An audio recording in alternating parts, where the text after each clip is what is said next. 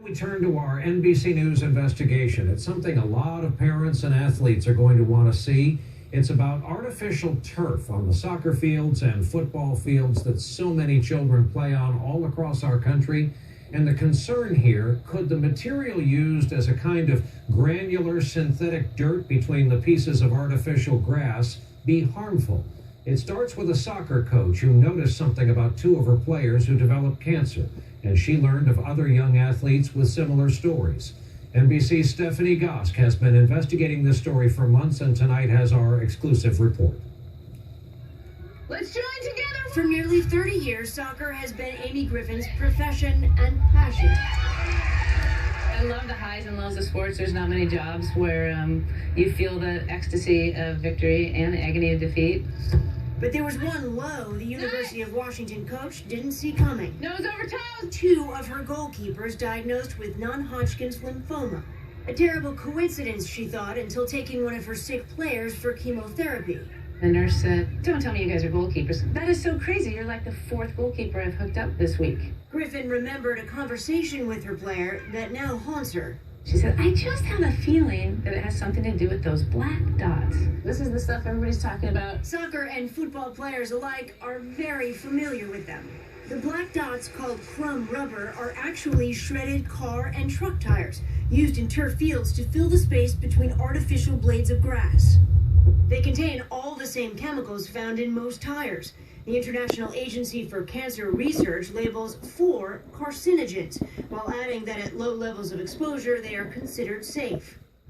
On a soccer field, goalkeepers, more than any other player, roll around on the turf every practice. You don't eat tires, yet we as goalies or in players, you'd get it in your mouth and you wouldn't think about it.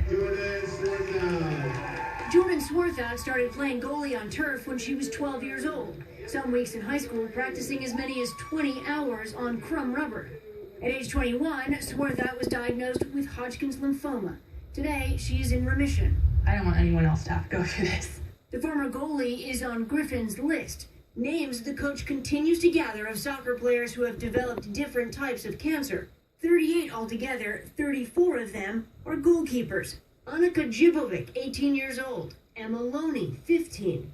Austin Everett died at the age of 25 from non-Hodgkin's lymphoma. A list is not scientific proof. There is no research directly linking crumb rubber exposure to cancer. Many of them are blood or lymph-related cancers, but there are others in there too. What I would say is that in general, it's very difficult to study the relationship between an environmental exposure and cancer. No available studies replicate goalkeepers' playing conditions, but many researchers, states, and localities defend the turf safety. Davis Lee has a PhD in chemistry and sits on the Synthetic Turf Council board. There's certainly a preponderance of evidence to this point that says it in fact is safe. An NBC News investigation put that assertion to the test, gathering available studies and speaking with pediatricians, scientists, and advocacy groups who say more research should be done. Turf fields come with a number of real risks and a number of real benefits.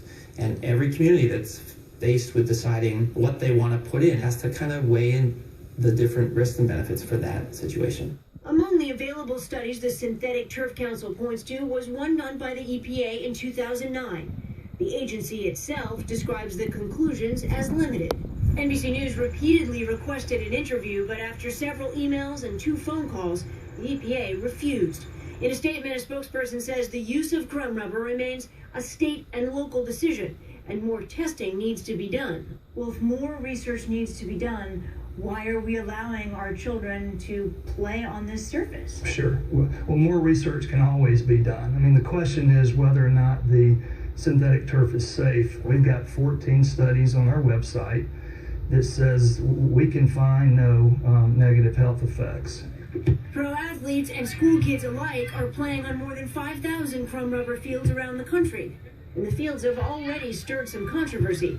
The New York City Parks Department and the Los Angeles school system no longer install the surface, citing multiple health concerns.